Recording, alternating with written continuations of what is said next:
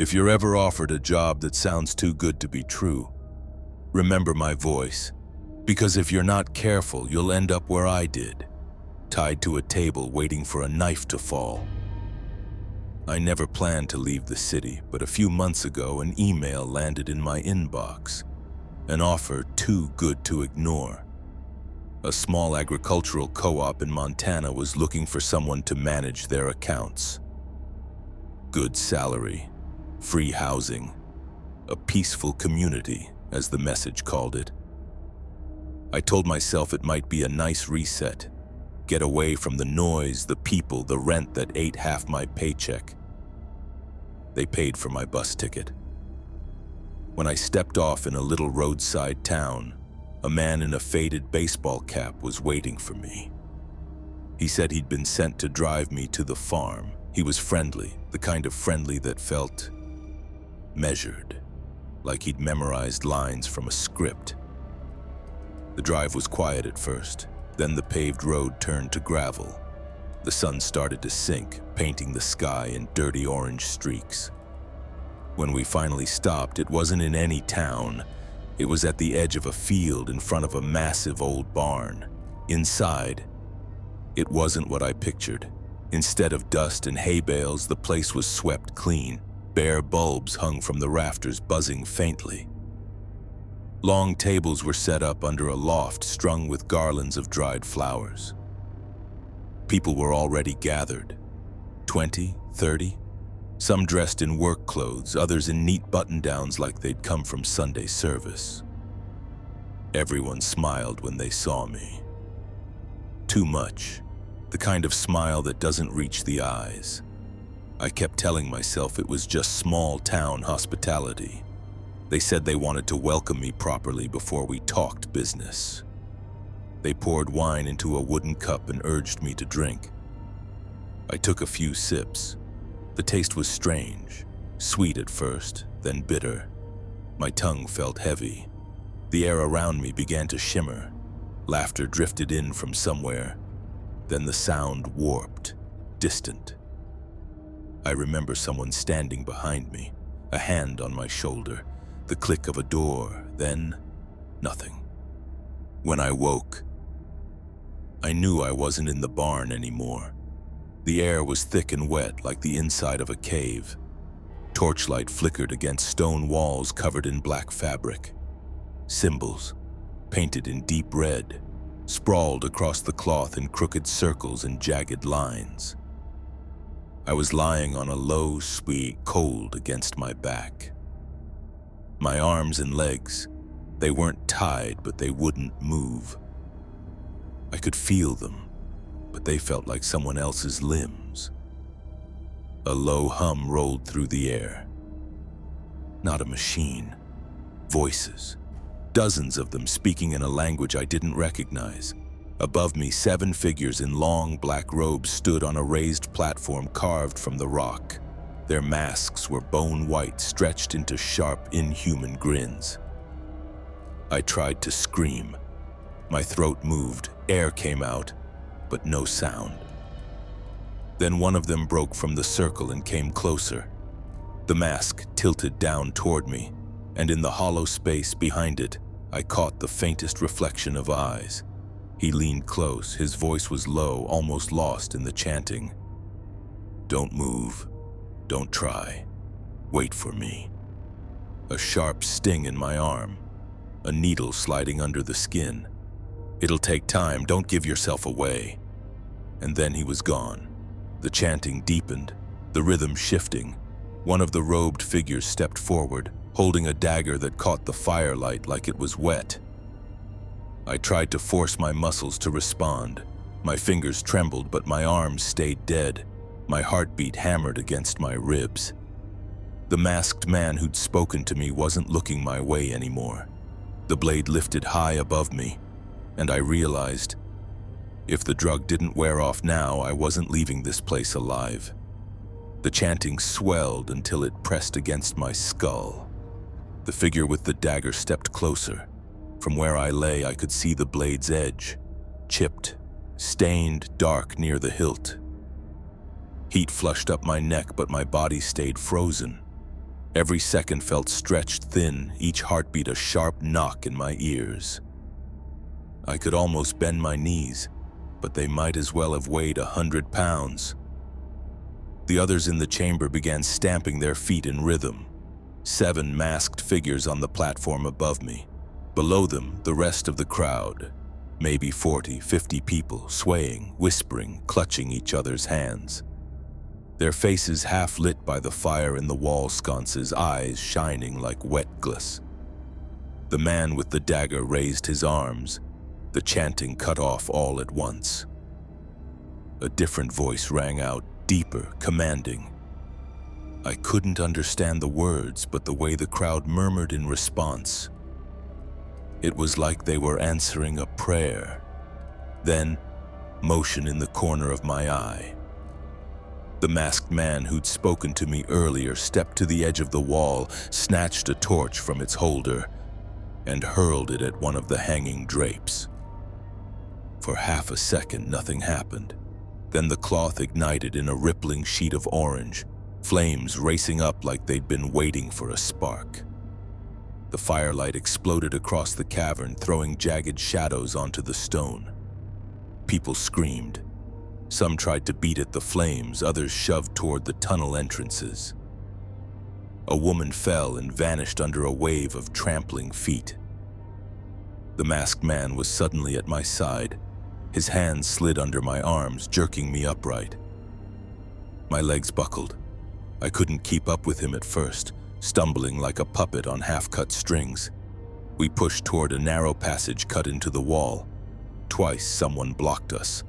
Once, a robed figure swinging a staff, another time a man clutching a burning piece of cloth like he meant to use it. Both times my rescuer slammed them into the rock, never letting go of me. The tunnel twisted and forked. The air here was cooler but reeked of damp earth and smoke.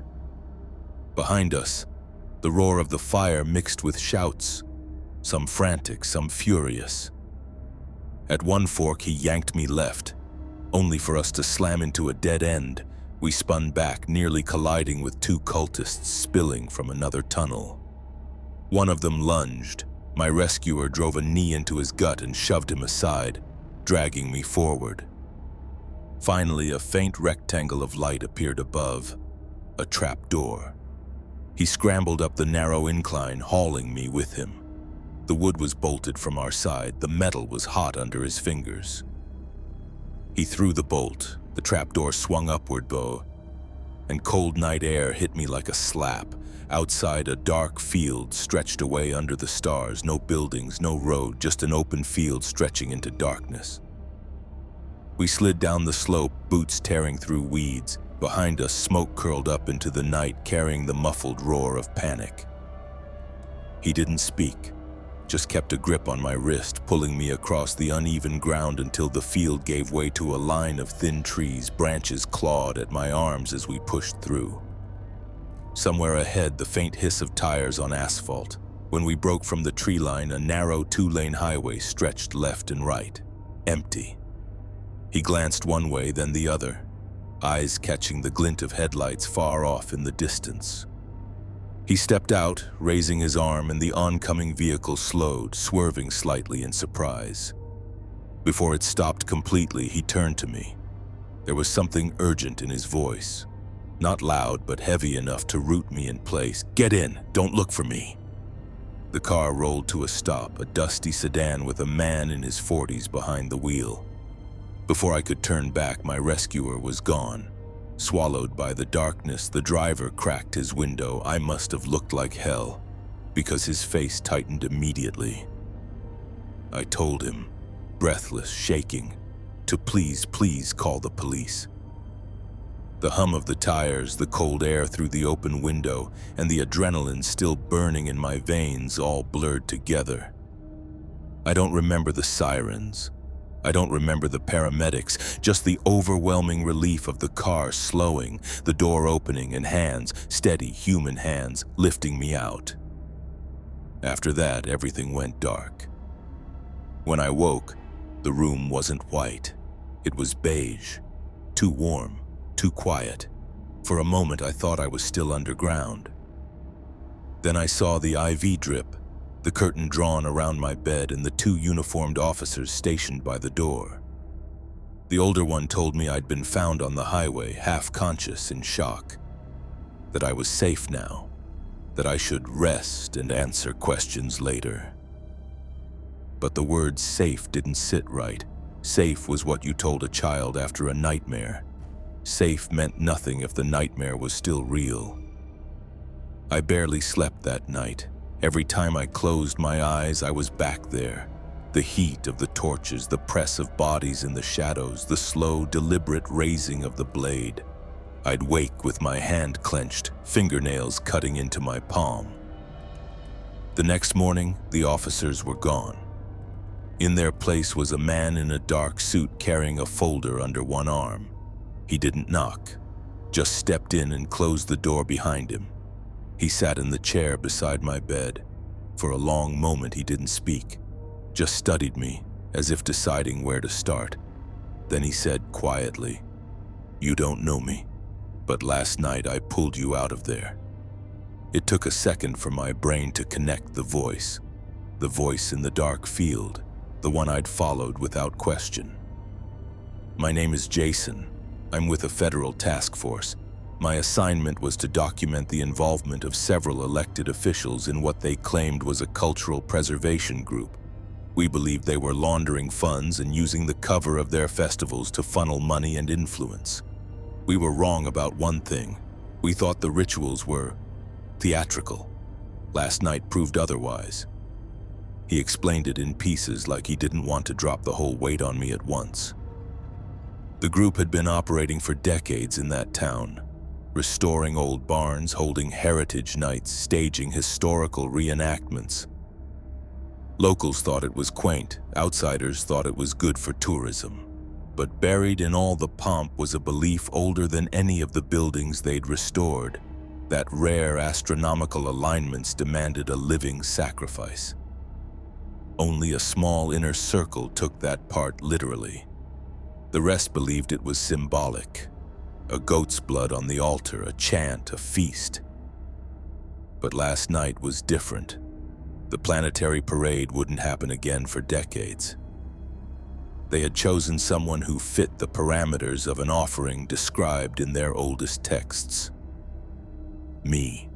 I wanted to ask how they'd found me. Why me? But my throat was tight, my pulse hammering. Jason said he hadn't been able to stop them before it began. His job had been to stay hidden, record everything, and wait for the signal to move in, a signal that would have come too late for me. So he'd broken protocol. I didn't have time to explain. If I'd said more, you might have hesitated. And hesitation in that room meant you wouldn't walk out. I didn't know what to say. The room felt smaller now, the beige walls leaning in.